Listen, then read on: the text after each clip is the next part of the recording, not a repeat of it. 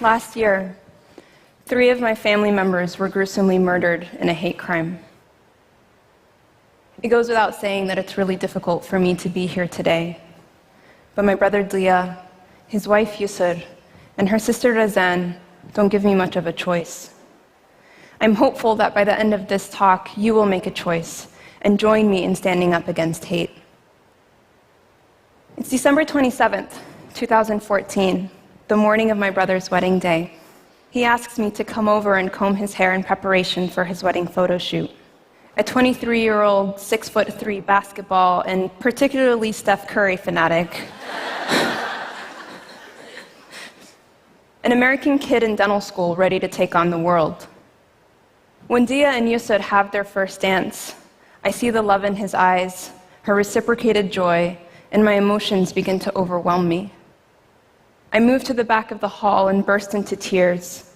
And the second the song finishes playing, he beelines towards me, buries me into his arms, and rocks me back and forth. Even in that moment, when everything was so distracting, he was attuned to me. He cups my face and says, "Suzanne, I am who I am because of you. Thank you for everything. I love you." It's about a month later, I'm back home in North Carolina for a short visit, and on the last evening, I run upstairs to Deah's room, eager to find out how he's feeling being a newly married man. With a big boyish smile, he says, "I'm so happy. I love her. She's an amazing girl." And she is. At just 21, she'd recently been accepted to join Deah at UNC Dental School. She shared his love for basketball, and at her urging, they started their honeymoon off attending their favorite team, the NBA, the LA Lakers. I mean, check out that form.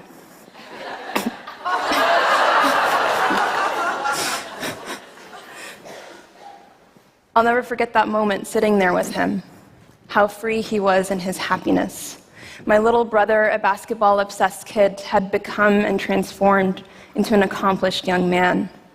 He was at the top of his dental school class, and alongside Yusor and Razan was involved in local and international community service projects dedicated to the homeless and refugees, including a dental relief trip they were planning for Syrian refugees in Turkey.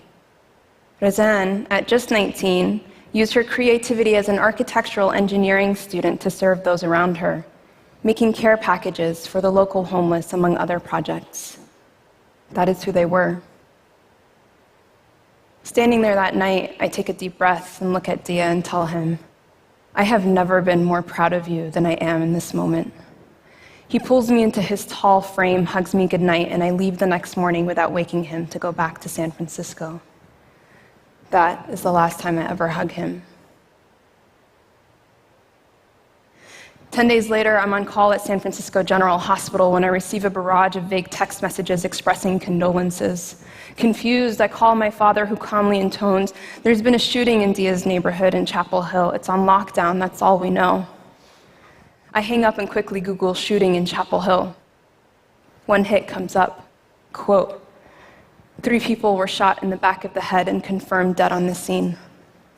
Something in me just knows. I fling out of my chair and faint onto the gritty hospital floor, wailing. I take the first red eye out of San Francisco, numb and disoriented. I walk into my childhood home and faint into my parents' arms, sobbing. I then run up to Deah's room, as I did so many times before, just looking for him, only to find a void that will never be filled. Investigation and autopsy reports eventually reveal the sequence of events. Deah had just gotten off the bus from class. Razan was visiting for dinner, already at home with Yusor. As they began to eat, they heard a knock on the door. When Deah opened it, their neighbor proceeded to fire multiple shots at him. According to 911 calls, the girls were heard screaming. The man turned towards the kitchen and fired a single shot into Yusor's hip, immobilizing her. He then approached her from behind, pressed the barrel of his gun against her head, and with a single bullet lacerated her midbrain.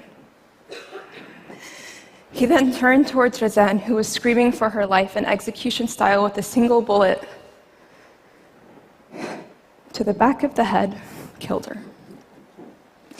On his way out, he shot Deah one last time, a bullet in the mouth. for a total of 8 bullets, 2 lodged in the head, 2 in his chest, and the rest in his extremities.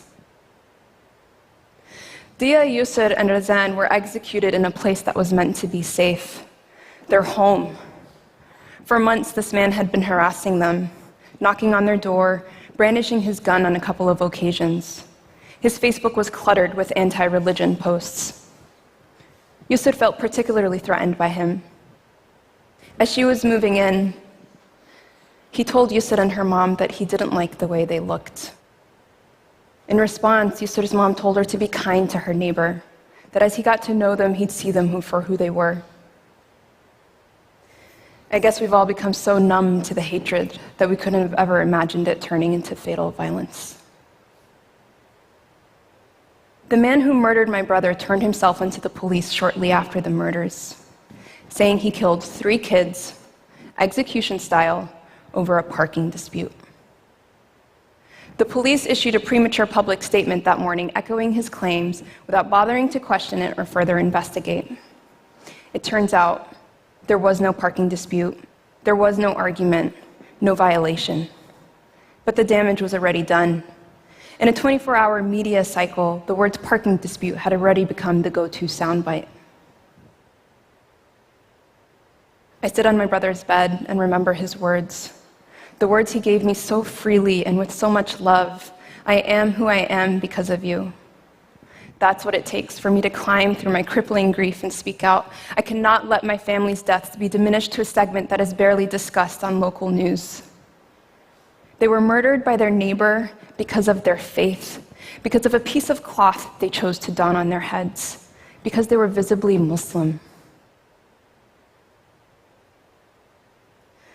Some of the rage I felt at the time was that if roles were reversed and an Arab, Muslim, or Muslim-appearing person had killed 3 white American college students, execution style, in their home, what would we have called it? A terrorist attack. When white men commit acts of violence in the US, they're lone wolves, mentally ill, or driven by a parking dispute. I know that I have to give my family voice, and I do the only thing I know how. I send a Facebook message to everyone I know in media. A couple of hours later, in the midst of a chaotic house overflowing with friends and family, our neighbor Neil comes over, sits down next to my parents, and asks, "What can I do?" Neil had over 2 decades of experience in journalism, but he makes it clear that he's not there in his capacity as a journalist, but as a neighbor who wants to help. I ask him what he thinks we should do given the bombardment of local media interview requests. He offers to set up a press conference at a local community center. Even now, I don't have the words to thank him. "Just tell me when and I'll have all the news channels present," he said. He did for us what we could not do for ourselves in a moment of devastation. I delivered the press statement still wearing scrubs from the previous night. And in under 24 hours from the murders, I'm on CNN being interviewed by Anderson Cooper. The following day, major newspapers, including the New York Times, Chicago Tribune, published stories about Deah, Yusor, and Razan, allowing us to reclaim the narrative and call attention to the mainstreaming of anti-Muslim hatred. These days, it feels like Islamophobia is a socially acceptable form of bigotry. We just have to put up with it and smile. The nasty stares, the palpable fear when boarding a plane, the random pat-downs at airports that happen 99% of the time. It doesn't stop there. We have politicians reaping political and financial gains off our backs. Here in the US, we have presidential candidates like Donald Trump casually calling to register American Muslims and ban Muslim immigrants and refugees from entering this country. It is no coincidence that hate crimes rise in parallel with election cycles. Just a couple months ago, Khalid Jabara, a Lebanese-American Christian, was murdered in Oklahoma by his neighbor, a man who called him a filthy Arab. This man was previously jailed for a mere 8 months after attempting to run over Khalid's mother with his car. Chances are, you haven't heard Khalid's story, because it didn't make it to national news. The least we can do is call it what it is. a hate crime, the least we can do is talk about it, because violence and hatred doesn't just happen in a vacuum. Not long after coming back to work, I'm the senior on rounds in the hospital when one of my patients looks over at my colleague, gestures around her face, and says, "San Bernardino," referencing a recent terrorist attack. Here I am, having just lost 3 family members to Islamophobia, having been a vocal advocate within my program on how to deal with such microaggressions, and yet, silence. I was disheartened, humiliated. Days later, rounding on the same patient, she looks at me and says, "Your people are killing people in Los Angeles." I look around expectantly. Again, silence. I realize that yet again, I have to speak up for myself. I sit on her bed and gently ask her, "Have I ever done anything but treat you with respect and kindness? Have I done anything but give you compassionate care?" She looks down and realizes what she said was wrong, and in front of the entire team, she apologizes and says, "I should know better. I'm Mexican American. I receive this kind of treatment all the time." Many of us experience microaggressions on a daily basis. Odds are you may have experienced it, whether for your race, gender, sexuality, or religious beliefs. We've all been in situations where we've witnessed something wrong and didn't speak up. Maybe we weren't equipped with the tools to respond in the moment. Maybe we weren't even aware of our own implicit biases. We can all agree that bigotry is unacceptable, but when we see it, we're silent because it makes us uncomfortable. But stepping right into that discomfort means you are also stepping into the ally zone.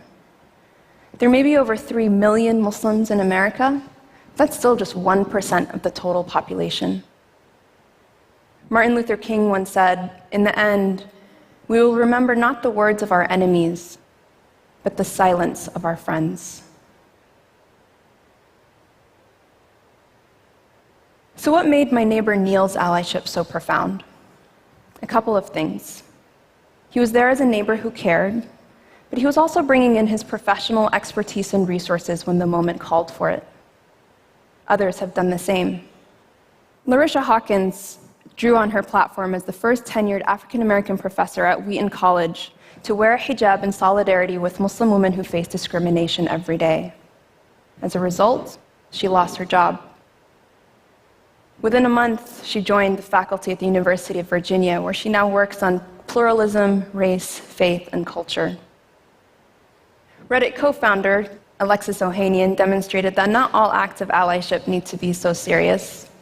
He stepped up to support a 15-year-old Muslim girl's mission to introduce a hijab emoji.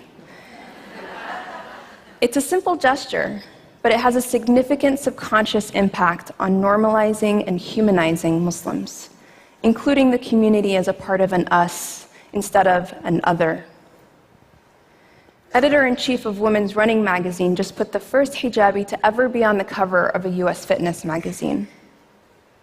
These are all very different examples of people who drew upon their platforms and resources in academia, tech, and media to actively express their allyship.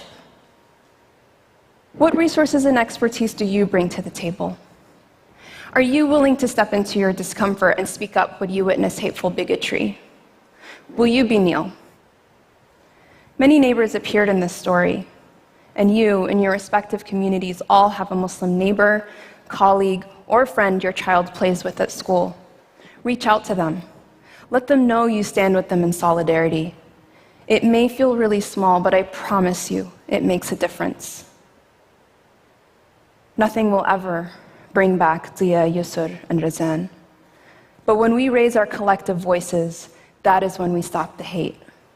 Thank you.